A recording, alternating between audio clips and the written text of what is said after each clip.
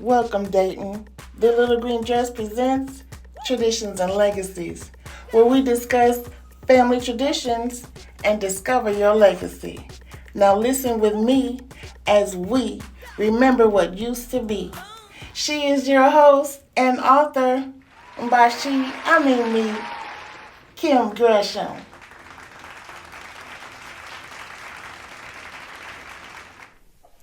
Hi, and welcome to the Little Green Dress Presents Traditions and Legacies. This is the Zoom call edition.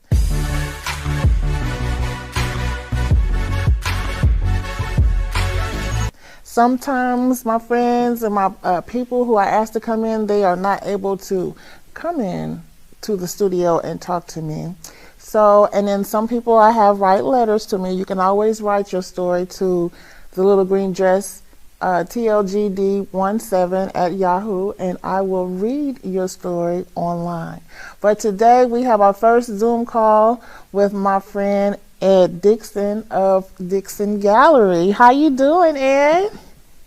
I'm good. Glad to have you. It's good seeing you. I ain't seen you in a long time. It's been a long time, and especially in person. Yes. In person, absolutely. Do you remember, do you know how we know each other? You know, it's been a while, and I don't actually remember. For sure. Okay. Do you? So, Can you? So let me tell you how we know each other. A long time ago, you and a good friend of ours, he passed away, Todd. You and him would come to play cards with me and my best friend, Sherelle. You would come over, and we played cards a lot. Yeah. And you and I think we butted heads a lot when we played cards. Well, that happens when you play cards. It does. But that's what it was. And I laughed so hard because I really thought I knew you from school. But whatever, I'm glad you're here, and I'm glad you decided to talk with me on a Little Green Dress. That's awesome. Yeah, So glad to be here. that's awesome. So I want to just talk to you a little bit about your traditions and what you grew up with, and are you passing it down to any of your kids, or who started the tradition in your family? Yeah, our family has, I guess a couple of traditions, but it's really the traditional traditions in a way, because it's just, we always get together and celebrate holidays and birthdays, especially birthdays. We all get together, do a little small cake and ice cream. That's, we do that almost every time for everybody in our kind of immediate family, and I'm talking about my parents, my sisters, brothers, not brothers, my sisters, cousins, and nieces and nephews. And I don't have kids, so Okay. it's just, but my extended family, and, my parents live right next door to me. And so, so we're always, seeing each other and that kind of thing. But also, recently we kind of started doing, I guess, a new tradition of which we try and take a trip every year to around Christmas time, especially being in Ohio. It just kind of works out to say, hey, let's go somewhere where the weather is a little better. Absolutely. Where we can all be together, maybe about 10 of us total. And so we've been trying to do that every year, kind of starting a new tradition. Okay, so where have you been so far? Last year we kept it close, so we could drive, and we went to, it was kind of near Hawking Hills. I think it's in Vando, Ohio, but it was, it was far out. It was I don't know, a couple hour drive or whatever it was. We rented a house, a big Airbnb house, big enough for everybody to stay in, and, just like I said, stayed there over the Christmas holiday. That sounds like a lot of fun. Before that, we've been to Florida, we've been to North Carolina, but just places that are kind of not too far, but but you still feel like you're away. Yeah, because you can just go real quick, but you can still get home really quick. I like those kinds of trips. Yeah, I like those a lot. Those are interesting. So that's awesome. So that I guess that's a new tradition that you would keep going on down the line. So tell me how you got into art. I guess I've always been into art, music, all these different things in one way or another. Either dabbling in it myself or just trying to help other folks. But in this instance, like now I have an art gallery. That came from me traveling a lot, going to art galleries, going to museums, and especially at this time, which was like 6 years ago, it was just something I wanted to bring to the Dayton art scene. The art scene here, of course, is still growing, but 6 years ago, it's not even what it is now. So, at that time, I just really wanted to bring something different, and like I said, just add to the art community here in Dayton. And that's without me really having an art background per se, but kind of taking my business background and combining those two things. Oh, okay. So you don't paint at all. You just like art. Okay. Right. So I've just been an art enthusiast, and just it's all other people's art. So I curate is basically what it comes down to. Okay. So I'm just curious, how did you get into that? Like what piqued your interest to say, okay, I mean, I know you wanted to bring it to Dayton, but what piqued your interest to say, okay, I really like going to art. I love going to museums. I like going to Black museums and learning, the past history and things like that. So was it something like that, or was you younger and you went to and saw some art? What was it? Yeah, I've been going to museums. Of course, from a kid, you go take field trips and different things like that. I would say my family, parents always had art, different types of art around the house and things. But like I said, it's art kind of was third or fourth down the line though, for a long time. Music was first, different things, and but just in the last 10 years, art has really taken a bigger part of things I like to do as as something to enjoy or something to purchase, to have art at home and those different things. So nothing specific that I can think of. It's just that as I started visiting these places more, I started developing more of an interest and a love for being around art. So Absolutely. Okay, so can we have a small tour of your gallery? Oh yeah. Okay. Absolutely. Yeah, so I'm sitting in my office now and I'm on my phone, so I just lift my phone up here and see what I can do. Okay. I'm in my office right now.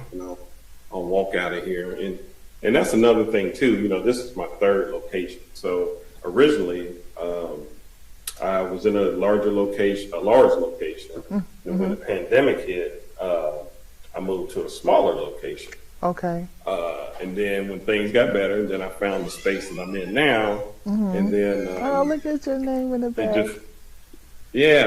So it just worked out. So, and like I said, you can still, I'll switch the camera around, but you can see my office behind me. And okay, nice. Yeah, so this is the gallery here. Uh-huh. I have a solo exhibition going on right now, but I'll just walk through real quick, and you can kind of see I'm walking towards the front entrance here, and okay. This is the current show that's going on right now. Separating the Earth from the Heavens. Cynthia Kukla? Kukla, yeah. Kukla, okay. And then again, this is, the front of the gallery. I have a little extra additional space I call Suite B1. Okay.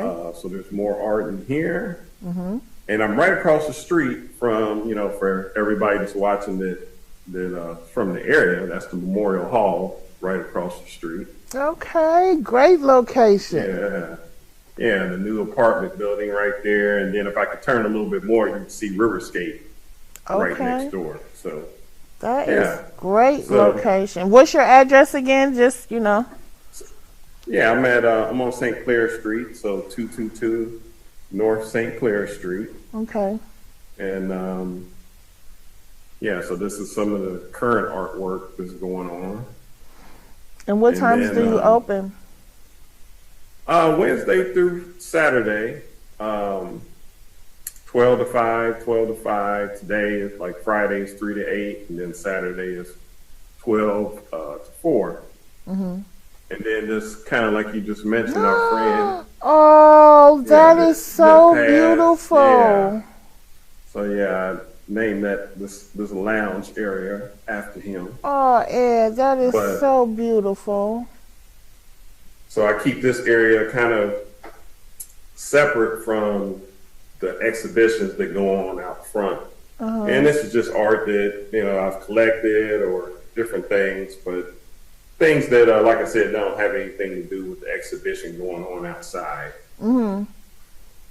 Okay, so now And then explain that expedition. Like, how does that go? Like a person who does art, they would come and use your gallery for their showing. Is that how that goes? so yeah, I talk to a lot of artists, and I seek them out. Some artists seek me out, and then eventually, at some point, if we decide we want to work together, we figure out a time, and kind of some artists have really large bodies of work, like Cynthia, and we decided on a particular set of her artwork that dealt with her time in Greece. So these pieces have a lot to do with ancient Greece, and Oh.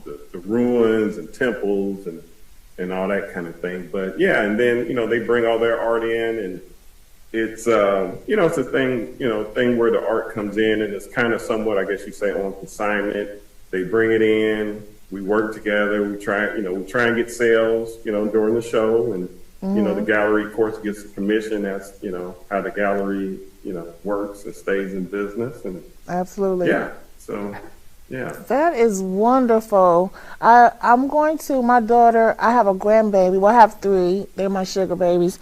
But my oldest sugar baby, she's an artist and she likes to draw and everything. So one day I'll bring all three of them down there so I can see what a real gallery looks like. Because I told her that one day when she gets all of her pieces together, we'll put them in frames and we'll do like a mock gallery for her one day. Mm-hmm. I want to do that that'd for be her. fun. I think she would love that. Yeah, and I love to have young people down here because to get that experience of it's a little different than a museum. Just because the model is a little different. The museum tends to have older pieces. The artwork is not for sale, whereas in the gallery it's more contemporary art, Okay. living artists, that kind of thing. And then of course, like I said, all the artwork is for sale. So it's good to so I just think it's good for especially young artists or aspiring artists to see that and to see that it's something that, maybe one day they actually can make a living at. Yeah. Actually, I have two. One, she draws and then sketches, and then I have one that likes to build things. She wants to be an architect, so they'll still love all of it. I think they would enjoy it a lot. Do you have kid expeditions or stuff like that down there? I haven't. The closest thing I guess you could say is I had a college exhibition in April of this year. Some UD students had a exhibition this year. So, but I haven't had any, young students, young kids. But at some point I may do something like that. Okay. Well, all right. Let me ask you the legacy question. I ask everybody the legacy question. So if you were to leave this earth today, what legacy would you leave? Well, that's a good question. I think especially now with this art, I think that would be a big part of it. It's just, what I've done or whatever I've done to help with the art community and inspire people to kind of pursue art a little bit more and to look at it differently. Because that's one of my goals and missions here is to always make people feel welcome and comfortable and not feel like you have to be some art connoisseur or, you have to know all the fancy art terms or anything like that to come in and enjoy the art. It's all subjective. It's all what you enjoy, and how you feel about the art. That's really all that's important. So that's the kind of thing I try to reinforce when people come in, especially who are new to art or to art galleries. So that would be definitely one of the things. I'm starting a nonprofit as well, and so I'm trying to do some other things, regarding art as well. But yeah, I think this art thing is going to be a big part of it. The whatever legacy I leave.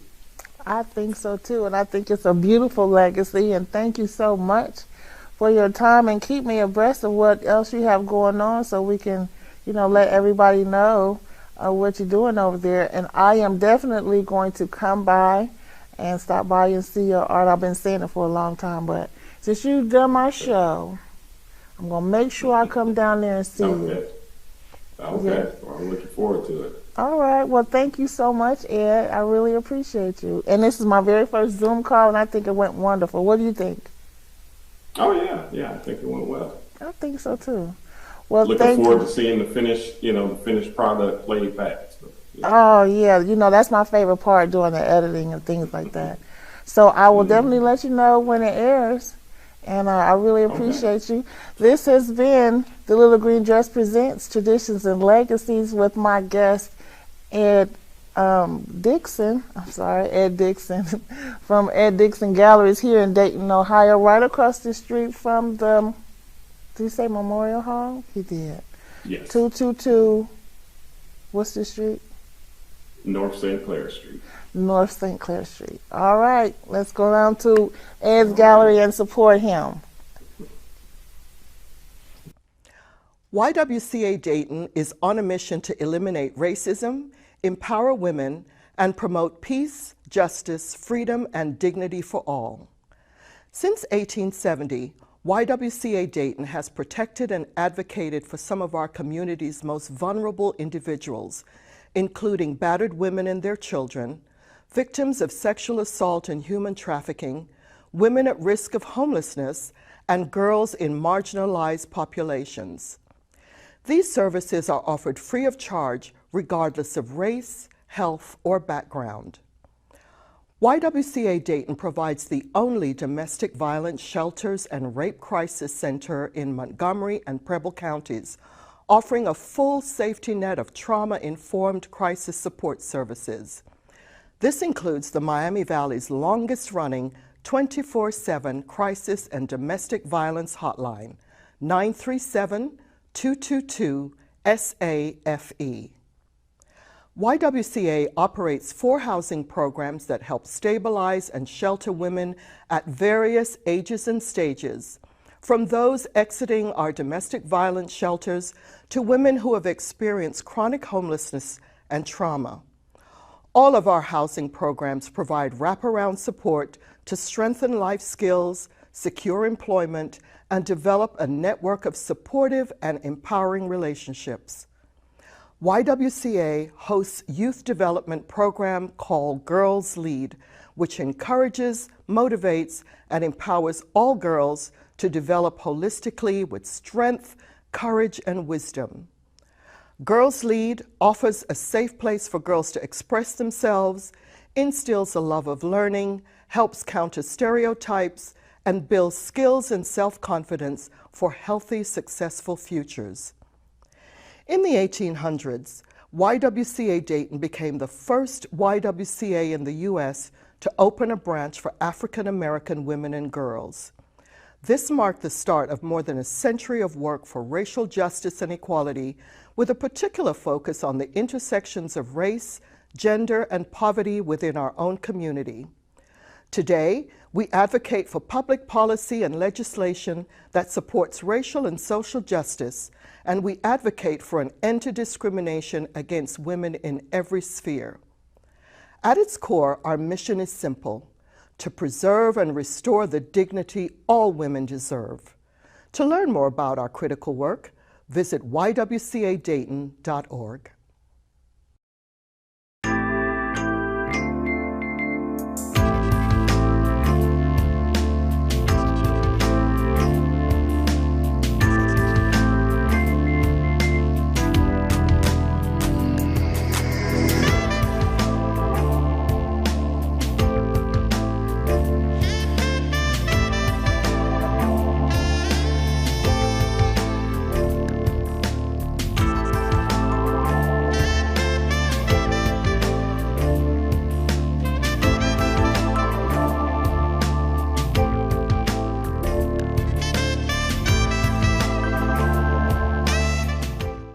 Don't forget to like and subscribe and share this video, The Little Green Dress. Have a good day.